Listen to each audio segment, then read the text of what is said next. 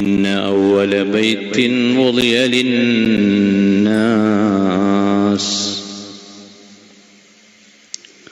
للذي ببكة مباركا وهدى للعالمين فيه آيات بينات مقام إبراهيم ومن دخله كان آمنا ولله على الناس حج البيت من استطاع إليه سبيلا صدق الله العظيم صدق وبلغ رسوله النبي الكريم ونحن على ما قال ربنا من الشاهدين والحمد لله رب العالمين.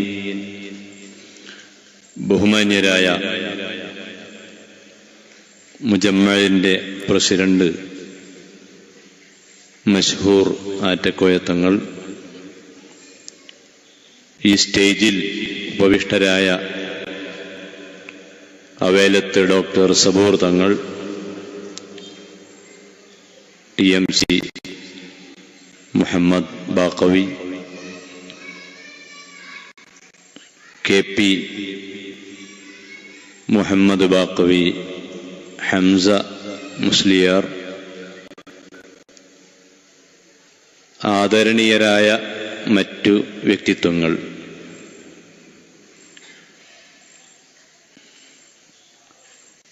ദീനി ബോധമുള്ള തലമുറകളെ ലോകത്ത് വളർത്തിയെടുക്കാൻ കഴിയണമെങ്കിൽ ഓരോ കാലഘട്ടത്തിലും നല്ല പണ്ഡിതന്മാർ രാജ്യത്ത് ഉണ്ടാകണം. പണ്ഡിതന്മാർ ഉണ്ടാകണമെങ്കിൽ ഇതിന് ആവശ്യമായ സൗകര്യങ്ങളും സംവിധാനങ്ങളും വേണം. പഴയകാലത്ത് പള്ളി ദർസുകളിലൂടെയാണ് പണ്ഡിതന്മാർ ഇവിടെ വാർത്തെടുക്കപ്പെട്ടതെങ്കിൽ പല കാരണങ്ങളാൽ പള്ളി ദർസുകൾ ക്ഷയിക്കുകയും ഉലമാ ഭാവിയിൽ ഇവിടെ ഉണ്ടാകുമോ എന്ന് എല്ലാവരും ആശങ്കപ്പെടുകയും ചെയ്ത സന്ദർഭത്തിലാണ് മർക്കസ് സഖാഫത്ത് സുന്നിയ വിപ്ലവകരമായ അതിൻ്റെ ജൈത്രയാത്ര ആരംഭിക്കുന്നത്. അൽഹംദുലില്ലാഹ്, മർക്കസിന്റെ കീഴിൽ കേരളത്തിൽ, ഇന്ത്യയിൽ ധാരാളം കോളേജുകൾ സ്ഥാപിക്കപ്പെട്ടു. മദീനത്തുന്നൂറിന്റെ ഓഫ് ക്യാമ്പസായി കോളേജ് ഓഫ് ഇസ്ലാമിക് സയൻസ് എന്ന സീരിയലിലുള്ള കുറേ സ്ഥാപനങ്ങളിൽ ഒന്ന് വളരെ ഭംഗിയായി ബുസ്താനാബാദിൽ നടക്കുകയാണ്. ഈ സ്ഥാപനത്തിലെ വിദ്യാർത്ഥികൾ എഴുതിയ ഒരു പുസ്തകമാണ് എൻ്റെ കയ്യിലുള്ളത്. ഈ പുസ്തകം ഔദ്യോഗികമായി പ്രകാശനം കഴിഞ്ഞിട്ടില്ല. കഴിഞ്ഞ ദ യുണീക്ക് എന്ന പുസ്തകം. ഇതുവരെ പുസ്തകം കുറെ മാസം മുമ്പ് ബാംഗ്ലൂർ എയർപോർട്ടിൽ കണ്ടു. യു ആർ യുണീക്ക് എന്നാണ് ആ പുസ്തകത്തിന്റെ പേര്. അത് APJ അബ്ദുൽ കലാമിൻ്റെതാണ്. യു ആർ യുണീക്ക്, മനുഷ്യ നീ അതുല്യനാണ്. ഇത് രണ്ടാമതൊരു പുസ്തകം ഇവിടെ കിട്ടിയപ്പോൾ വളരെ സന്തോഷം തോന്നി. ഇത് എഴുതിയ തയ്യാറാക്കിയ വിദ്യാർത്ഥിക്കും ആ വിദ്യാർത്ഥിക്ക് അതിന് പ്രചോദനം നൽകിയ അധ്യാപകർക്കും ഈ സ്ഥാപനത്തിനും എല്ലാവിധ വിജയങ്ങളും ആശംസിക്കുകയാണ്. അല്ലാഹുലാക്കട്ടെ. ഇന്ന് എൻ്റെ ഒരു പ്രഭാഷണം ഒന്നും ഉദ്ദേശിക്കുന്നില്ല. ബഹുമാനപ്പെട്ട ശൈഖുന ഉസ്താദിൻ്റെ അനുഗ്രഹ ഭാഷണവും പേരോട് അബ്ദുറഹ്മാൻ സഖാഫിയുടെ ആദർശ പ്രഭാഷണവും പിന്നെ അങ്ങനെ ഒരുപാട് പ്രസംഗങ്ങൾ നടക്കാനുണ്ട്. അള്ളാഹുവിലേക്ക് എത്തുക എന്നതാണ് നമ്മുടെ എല്ലാവരുടെയും ഈ സദസ്സ് കൊണ്ട് ഉള്ള ലക്ഷ്യം. ഈ സദസ്സ് കൊണ്ടുള്ള ലക്ഷ്യവും ഇസ്ലാം കൊണ്ടുള്ള ലക്ഷ്യവും ഈ കോളേജ് കൊണ്ടുള്ള ലക്ഷ്യവും ഈ വഅദ് കൊണ്ടുള്ള ലക്ഷ്യവുമെല്ലാം അൽ വുസൂലു ഇലല്ലാഹ്, അള്ളാഹുവിലേക്ക് എത്തുക എന്നതാണ്.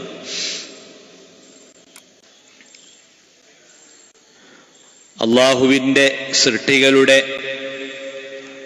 ആ ഒരാഗ്രഹം അള്ളാഹു പരിഗണിക്കും. കാരണം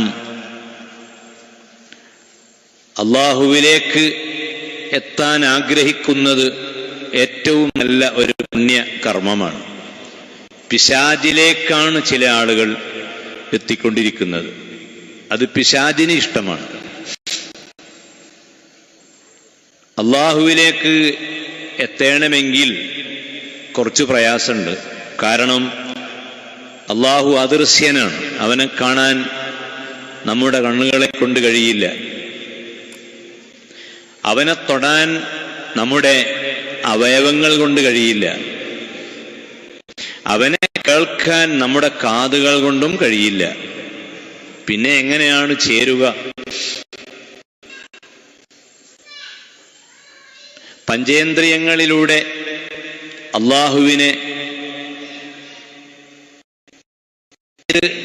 പ്രാപിക്കുവാൻ മനുഷ്യന് കഴിയില്ല എങ്കിൽ ആ ലക്ഷ്യം എങ്ങനെ പൂർത്തിയാകും? കുറച്ച് കട്ടിയുള്ള ഭാഗമാണ്. ഞാൻ പെട്ടെന്ന് പറഞ്ഞ് അതിൻ്റെ ബാക്കി ഭാഗം പഠിക്കാനുള്ള ആഗ്രഹം വിദ്യാർത്ഥികളിൽ ജനിപ്പിക്കുക മാത്രം ചെയ്യുന്നു. കാരണം എൻ്റെ മുൻപിലുള്ള സ്റ്റുഡൻസ് വളരെ ഉത്സാഹിച്ച് പഠിക്കുന്നവരും ഗവേഷണം ചെയ്യുന്ന അത്ര താല്പര്യത്തോടെ കാര്യങ്ങൾ കാണുന്നവരുമാണ്. അത് നേരത്തെ ഈ സ്ഥാപനത്തിൻ്റെ സെക്രട്ടറി അബ്ദുറഹ്മാൻ സഖാഫി പറഞ്ഞതുപോലെ ബഹുമാനപ്പെട്ട മടവൂർ ശൈഖുന അവറുകളുടെയും അവേലത്ത് സാദാത്തുക്കളുടെയും എല്ലാം പൊരുത്തമുള്ള ഒരു സ്ഥാപനമാണ്. അതുകൊണ്ട് തന്നെ നല്ല ക്വാളിറ്റിയുള്ള കുട്ടികൾ, പണ്ഡിതന്മാർ ഇവിടെ നിന്ന് ജനിച്ച് ഇവിടെ വളരും. അള്ളാഹു തൗഫീഖ് ചെയ്യട്ടെ. അള്ളാഹുവിലേക്ക് എത്താനുള്ള വഴി അള്ളാഹുവിൻ്റെ സൃഷ്ടികളെ പ്രാപിക്കലാണ്. കുന്തു കൻസൻ മഖ്ഫിയൻ ഫഅബബ്തു അൻ ഉൽഹറ ഫഖലഖ്തുൽ ഖൽഖ. ഖുദ്സിയായ ഒരു ഹദീസിൽ പറയുന്നു, കുന്തു കൻസൻ മഖ്ഫിയ. അള്ളാഹു പറയുന്നു, ആർക്കും അറിയാത്ത ഒരു വസ്തുവായിരുന്നു ഞാൻ. ഫഅഹബബ്തു അൻ ഉൽഹറ. ലോകത്തിനു മുൻപിൽ പ്രത്യക്ഷപ്പെടുത്തപ്പെടാൻ ഞാൻ ആഗ്രഹിക്കുകയും ഫഖലഖ്തുൽ ഖൽഖ, ഞാൻ ഈ കാണുന്ന പ്രകൃതിയെ സൃഷ്ടിക്കുകയും ചെയ്തു. അപ്പൊ അള്ളാഹുവിൻ്റെ അടയാളങ്ങളാണ് ഈ ഭൂമിയിൽ കാണുന്ന എല്ലാ വസ്തുക്കളും. പരിശുദ്ധ ഖുർആൻ സൂറത്തു ഫാത്തിർ വളരെ മനോഹരമായ ഒരു അധ്യായമാണ്. എല്ലാ അധ്യായങ്ങളും മനോഹരങ്ങളാണ്. ആ അധ്യായത്തിൽ സൂറത്തുൽ ഫാത്തിർ തുടങ്ങിയ അധ്യായങ്ങൾ നോക്കിയാൽ അതിൽ വളരെയധികം പരാമർശിച്ചിട്ടുള്ള ഉപയോഗിച്ചിട്ടുള്ള ഒരു വാക്കാണ് ആയത്ത് എന്ന് പറയുന്ന പദം. ആയത്ത് എന്ന് പറഞ്ഞാൽ അടയാളം, സിഗ്നൽ, ദൃഷ്ടാന്തം, ആർട്ടിക്കിൾ. ആയത്ത് എന്ന അറബിയെ മലയാളത്തിലേക്കും ഇംഗ്ലീഷിലേക്കും കൊണ്ടുവരുമ്പോൾ ധാരാളം പദങ്ങൾ കൊണ്ട് പരിചയപ്പെടുത്താം. ആ അടയാളങ്ങളെല്ലാം അള്ളാഹുവിലേക്ക് മനുഷ്യനെ നയിക്കുന്ന ഘടകങ്ങളാണ്. ഈ അടയാളങ്ങളെ അവഗണിക്കരുത്. പക്ഷേ അവിടെ ഒരു പ്രശ്നമുള്ളത്, ചില ആളുകൾ അടയാളത്തെ ബഹുമാനിക്കുന്നതിന് പകരം അടയാളത്തെ ആരാധിക്കുന്നു. അപ്പോൾ ശിർക്ക് സംഭവിക്കും. അടയാളത്തെ അടയാളമായി കാണുകയും ബഹുമാനിക്കുകയും ചെയ്യുക. അടയാളത്തെ ഒരിക്കലും സൃഷ്ടാവിനെ കാണുന്നത് പോലെ കണ്ട് പൂജകളോ ആരാധനകളോ അതിന് സമർപ്പിക്കുക. അവിടെയാണ് വിഗ്രഹാരാധനയും ബിംബാരാധനയും ബഹുദൈവ വിശ്വാസവുമെല്ലാം കടന്നു വരുന്നത്.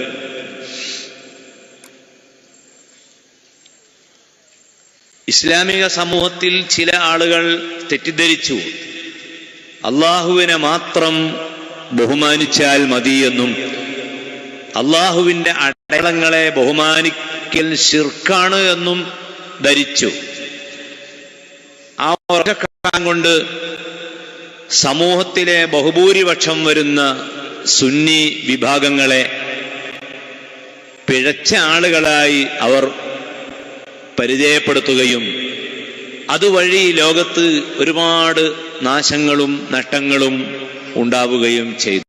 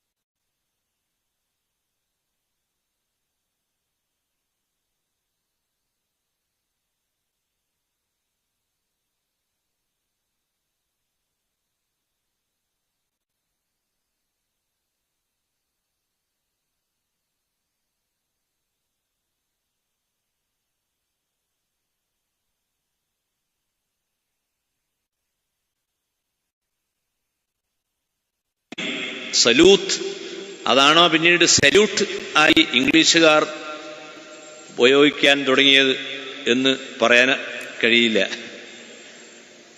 അങ്ങനെ ആവാ. സലൂത്ത്, സലാത്ത് പ്രാർത്ഥനയാണ്, വല്ലാത്തൊരു പ്രാർത്ഥനയാണ്. ആ പ്രാർത്ഥന അള്ളാഹുവിലേക്ക് മനുഷ്യൻ ചേരാനുള്ള പ്രാർത്ഥനയാണ്. അങ്ങനെ പ്രാർത്ഥിക്കുന്ന, നിസ്കരിക്കുന്ന മനുഷ്യന് ദുഃഖങ്ങളില്ല, ബേജാറുകളില്ല, ടെൻഷനുകളില്ല, സമാധാനമേ ഉള്ളൂ. പക്ഷേ ആ നിസ്കാരത്തിൽ ശ്രദ്ധിച്ചു നോക്കുക, ഈ പ്രകൃതിയിലെ ഏതെല്ലാം അടയാളങ്ങളെ അനുസ്മരിക്കുന്നില്ല. നിസ്കാരത്തിന്റെ ആദ്യം മുതൽ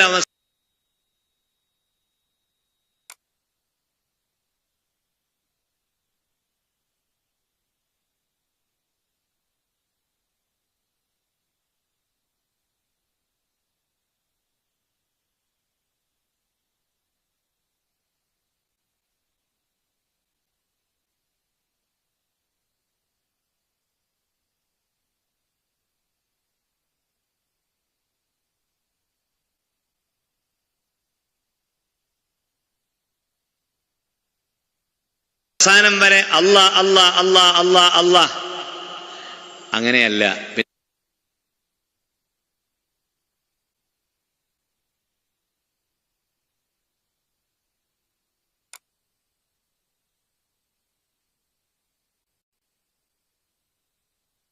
പിന്നെ നിസ്കാരത്തിന്റെ അലൈക അയ്യുഹൻ നബിയു വറഹ്മത്തുള്ളാഹി വബറകാതുഹു അടയാളം കൂടി പ്രാർത്ഥനയിൽ കയറുകയാണ്. ശ്രദ്ധിക്കണം. മാത്രവുമല്ല, ആ അടയാളത്തെ ഒന്നുകൂടി മറ്റൊരു രൂപത്തിൽ അവതരിപ്പിക്കുന്നു. അല്ലാഹുമ്മ സ്വല്ലി അലാ മുഹമ്മദിൻ അലാ ആലി മുഹമ്മദ്. മുഹമ്മദുർ റസൂലുള്ളാഹി സ്വല്ലല്ലാഹു അലൈഹി വസല്ലമയ്ക്കും ആ തിരുനബിയുടെ സന്താന പരമ്പരക്കും ആ നേതാവിന്റെ ശിഷ്യ ഗണങ്ങൾക്കും എല്ലാ അർത്ഥത്തിലുമുള്ള ബഹുമാനം കൽപ്പിച്ചുകൊണ്ടുള്ള പ്രാർത്ഥനയാണ് നിസ്കാരം. അപ്പൊ ഏതെല്ലാം അടയാളങ്ങളെയാണ് ഏറ്റവും പ്രധാനപ്പെട്ട നിസ്കാരത്തിൽ തന്നെ ഉൾപ്പെടുത്തിയിട്ടുള്ളത് എന്ന് ആലോചിക്കുമ്പോൾ മഹാന്മാരെ ആദരിച്ചുകൊണ്ടുള്ള ഉറൂസുകളും മടവൂർ ശൈഖുന അടക്കമുള്ള വ്യക്തികളെ പരാമർശിച്ചും അവരെ പറഞ്ഞും കൊണ്ടുള്ള കീർത്തനങ്ങളുമെല്ലാം അള്ളാഹുവിലേക്ക് ചേരുന്ന വഴികളിൽ പെട്ടതാണ് എന്ന് ഈ വിശദീകരണത്തിൽ നിന്ന് നാം പഠിക്കണം. അസ്സലാമു അലൈനാ വഅലാ ഇബാദില്ലാഹി സ്വാലിഹീൻ എന്നൊരു പരാമർശമുണ്ട് നിസ്കാരത്തിൽ. അള്ളാഹുവിനോടുള്ള പ്രാർത്ഥനയായ നിസ്കാരത്തിന്റെ ഉള്ളിൽ ലോകത്തുള്ള എല്ലാ നല്ലവരെയും അനുസ്മരിക്കുകയാണ്. അത് ബുസ്താനാബാദിൽ, കോഴിക്കോട്ടും കേരളത്തിലും കേരളം ഉൾക്കൊള്ളുന്ന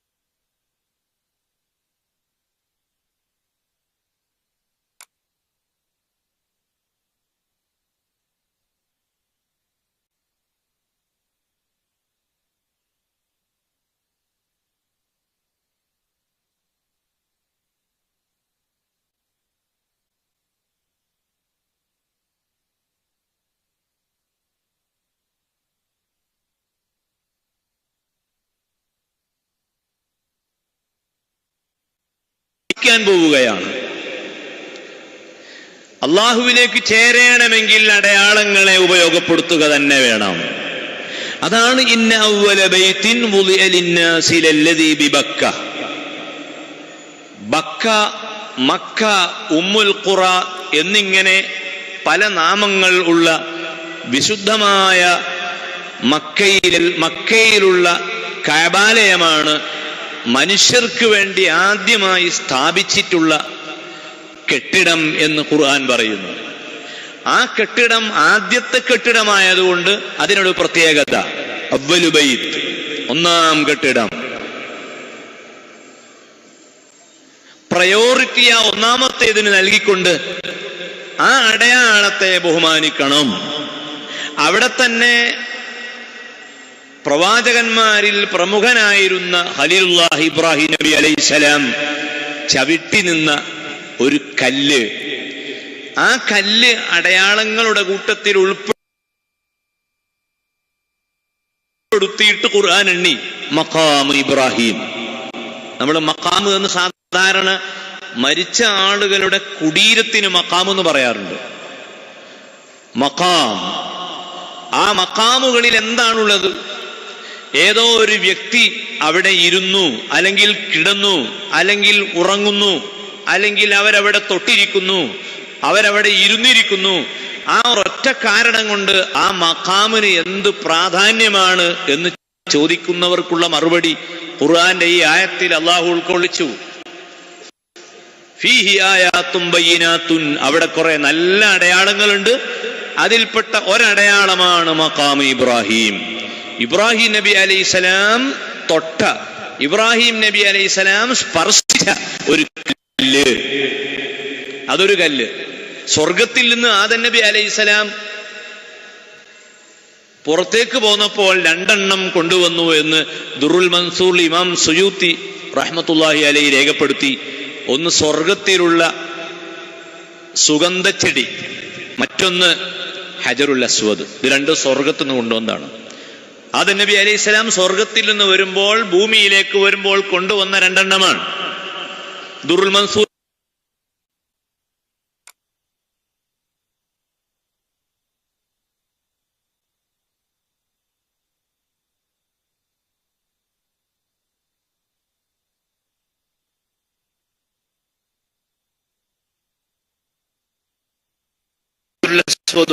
പറയുന്നു. ഒന്ന് സുഗന്ധച്ചെടി ഊദ്. ആ ഊദ് ഇന്ത്യയിൽ കൊണ്ടുവന്നു ആദം നബി. ഹജറുൽ അസ്വദ് മക്കത്തും കൊണ്ടുപോയി. അതുകൊണ്ടാണ് ഇന്ത്യ ഊദിന്റെ കേന്ദ്രമായി മാറിയത്. ഇന്ത്യയിലാണ് ഏറ്റവും കൂടുതൽ ഊതുള്ളത്, വടക്കേ ഇന്ത്യയിൽ. ആ ഊത് ഇഷ്ടം പോലെ തഴച്ചു വളരുകയും അത് ലോകത്തിന്റെ വിവിധ ഭാഗങ്ങളിലേക്ക് എക്സ്പോർട്ട് ചെയ്യുകയും അത് ഇന്ത്യയുടെ വലിയൊരു വരുമാനമായി ഇന്നും നിലനിൽക്കുകയും ചെയ്യുന്നു. ആ ഊത് ആദം നബി കൊണ്ടുവന്നതാണ് സ്വർഗത്തിൽ നിന്ന്, ഹജറുൽ അസ്വദും. ആ ഹജറുൽ അസ്വദ് ജബലു അബി ഖുബൈസിൽ ആദം നബി അലൈഹിസ്സലാം കൊണ്ടുപോയി വെച്ചു. പിന്നീട് ആ കല്ല് കഅബയുടെ അടുത്തേക്ക് കൊണ്ടുവന്നു. ആ കഅബയുടെ മൂലയിൽ സ്ഥാപിച്ച ആ കല്ല് ഒരു മഹത്വമുള്ള ഒരു വ്യക്തി തൊട്ടതും കൊണ്ടുവന്നതുമായതുകൊണ്ട് ആ അടയാളത്തെ ബഹുമാനിക്കുന്നു. അപ്പൊ അടയാളങ്ങളെ ബഹുമാനിക്കുക, വ്യക്തികളെ ബഹുമാനിക്കുക, മുഅ്മിനീങ്ങളെ ബഹുമാനിക്കുക, അത് അള്ളാഹുവിന്റെ അടയാളങ്ങളാണ്.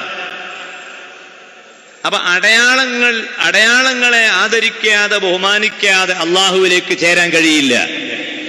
ഈ ഒരു തത്വത്തെ നാം ഉൾക്കൊള്ളുമ്പോൾ അവിടെ ശൈഖ് മടവൂർ അവറുകളുടെ സ്ഥാനം നാം അന്വേഷിക്കുക. അദ്ദേഹം ഒരടയാളമായിരുന്നു. അദ്ദേഹം അള്ളാഹുവിന്റെ ഒരടയാളമായിരുന്നു. മുഅ്മിനീങ്ങളെല്ലാം അള്ളാഹുവിന്റെ അടയാളങ്ങളാണ്. അലാ ഇന്ന ഔലിയാ അല്ലാഹ് ലാ ഖൗഫുൻ അലൈഹിം വലാ ഹും യഹ്സനൂൻ. ഔലിയാക്കൾ എന്ന് പറയുന്ന കൺസെപ്റ്റ് അതാരോ കെട്ടിയുണ്ടാക്കിയതാണ് എന്ന് വരെ പുതിയ ആശയക്കാർ പറഞ്ഞുകൊണ്ടിരിക്കുകയാണ്. മുജാഹിദും സലഫിയും ജമാഅത്തും അവരൊക്കെ ഒന്നിച്ചു പറയുന്ന ആശയം അതാണ്. ഔലിയ എന്ന് പറഞ്ഞത് കെട്ടിണ്ടാക്കിയതാണ്. പക്ഷേ സൂറത്തു യൂനുസിൽ അവിടെ നാം കാണുന്നു 100 അധ്യായത്തിൽ പറഞ്ഞു, അല ഇന്ന ഔലിയ അല്ലാഹ്, അള്ളാഹുവിന്റെ ഔലിയാക്കൾ എന്ന് പറയുന്ന ഒരു കൺസെപ്റ്റ് അങ്ങനെ ഒന്നുണ്ട്. അത് പിന്നീട് വന്നതല്ല. 1-ാം നൂറ്റാണ്ടിലോ 2-ാം നൂറ്റാണ്ടിലോ 3-ാം നൂറ്റാണ്ടിലോ 6-ാം നൂറ്റാണ്ടിലോ ആരെങ്കിലും പറഞ്ഞുണ്ടാക്കിയതല്ല. പിന്നെ ഖുർആനിൽ തന്നെ ഉള്ളതാണ് ഈ ഔലിയ എന്നുള്ള അത് വാക്ക്. ആ ഔലിയ, ഇൻ ഔലിയാഉഹു ഇല്ലൽ മുത്തഖൂൻ, ആ ഔലിയ എന്ന് പറയുന്ന വിഭാഗം അത് അള്ളാഹുവിൻ്റെതാണ്. ഇന്ന ഔലിയ അല്ലാഹ്, അള്ളാഹുവിൻ്റെതാണ് ഔലിയ. മൻ ആദാലി വലിയൻ ഫഖദ് ആദൻതുഹു ബിൽ ഹർബ്, എന്റെ ഒരു വലിയനെ ആരെങ്കിലും വിഷമിപ്പിച്ചാൽ ഞാൻ അവനോട് യുദ്ധമാണ്. അപ്പൊ അടയാളങ്ങൾ എപ്പോഴും നമ്മൾ കാണുക, ബഹുമാനിക്കുക, അടയാളത്തോട് അടുക്കുക. പക്ഷേ അടയാളത്തെ ഒരിക്കലും ആരാധിക്കരുത്. അത് ആരാധിക്കുമ്പോൾ, അതിനെ പൂജിക്കുമ്പോൾ ശിർക്ക് വരും.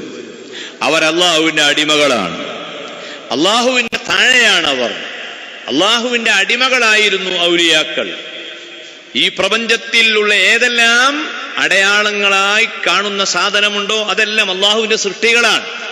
ആ സൃഷ്ടികളായി കാണുകയും അവരിലൂടെ അള്ളാഹുവിലേക്ക് എത്തുകയും ചെയ്യാൻ ഈ സദസ്സും നമ്മുടെ പ്രാർത്ഥനകളുമെല്ലാം നിമിത്തമാകട്ടെ എന്ന് പ്രാർത്ഥിച്ചുകൊണ്ട് ബിസ്മില്ലാഹിർ റഹ്മാനിർ റഹീം എന്ന വാക്യത്തിൽ ഈ പരിപാടികൾ തുടങ്ങിയതായി അറിയിച്ച് ആദരണീയരായ ഉസ്താദുമാർക്ക് വേദി ഒഴിഞ്ഞു കൊടുക്കുകയാണ്. എല്ലാവരും ദുആ ചെയ്യണം. നിങ്ങൾക്ക് വേണ്ടി നമ്മളെല്ലാവരും ദുആ ചെയ്യും. അല്ലാഹു തആല ഈ മജ്ലിസ് നമ്മളെ വക്കൽ നിന്ന് ഖബൂലാക്കട്ടെ. ബഹുമാനപ്പെട്ട അബ്ദു മുസ്ലിയാരെ ബാപ്പ ഏതു പരിപാടി ഉണ്ടെങ്കിലും അതിൻ്റെയൊക്കെ മുഖ്യ സംഘാടകനെ പോലെ നിറഞ്ഞു നിൽക്കുന്ന അഹമ്മദ് കുട്ടി ഹാജി അടക്കം അദ്ദേഹത്തിൻ്റെ കൂട്ടുകാരും പ്രിയക്കാരും ഈ സ്ഥാപനത്തിൻ്റെ പരിസരങ്ങളിൽ ജീവിച്ചിരുന്നവരുമായ ഒരുപാട് ആളുകൾ ഇന്ന് നമ്മോടൊപ്പമില്ല. അവരെയും നമ്മളെയൊക്കെ അല്ലാഹു തആല അവൻ്റെ ഔലിയാക്കളുടെ മദദ് കൊണ്ട് പരലോകത്ത് വളരെ വലിയ ദർജ അവർക്കും നമുക്കും അല്ലാഹു പ്രദാനം ചെയ്യട്ടെ. നമുക്കെല്ലാം അല്ലാഹു ഹിദായത്തും ഈമാനും വർദ്ധിപ്പിച്ചു തരട്ടെ. എല്ലാ ഹൈറായ ഹലാലായ മുറാദുകളും ഹാസുലാക്കി തരട്ടെ. ഈ മുതഅല്ലിമീങ്ങളെ എല്ലാവരെയും ഉഖ്റവിയായ മുതഅല്ലിമീങ്ങളാക്കി തരട്ടെ. അവർ ഉദ്ദേശിച്ച പഠനങ്ങളൊക്കെ പൂർത്തിയാക്കി സമുദായത്തിനും രാജ്യത്തിനും അവരെ കുടുംബത്തിനൊക്കെ ഉപകാരമുള്ള രൂപത്തിൽ ആ മക്കളെ അല്ലാഹു ആക്കി തരട്ടെ എന്ന് ദുആ ചെയ്തുകൊണ്ട് ഈ ദ യുനിക് എന്ന ഇത് എഴുതിയ കുട്ടിക്ക് പ്രത്യേകമായി അവർക്ക് കൂടി ആശംസകൾ അറിയിച്ചുകൊണ്ട് അസ്സലാമു അലൈക്കും വറഹ്മത്തുള്ളാഹി വബറകാതുഹു.